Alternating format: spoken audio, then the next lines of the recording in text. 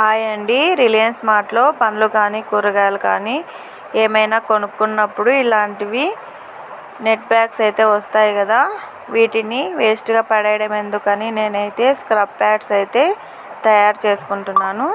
మీకు నచ్చితే మీరు కూడా తయారు చేసుకోండి.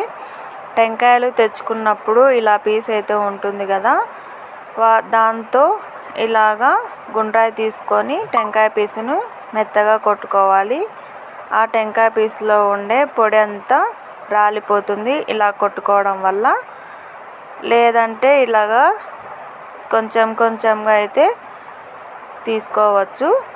ఇలాగంతా మొత్తం కొట్టిన తర్వాత తీసుకుంటే మొత్తం పొడి అయితే కింద రాలిపోతుంది.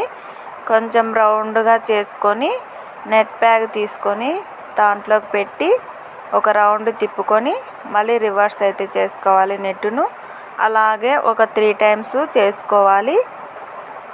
ఆ తర్వాత లాస్ట్లో కొంచెం మిగులుతుంది కదా, దాన్ని ముడి వేసుకొని ఎక్స్ట్రా ఏమన్నా ఉంటే కట్ చేసుకోవాలి.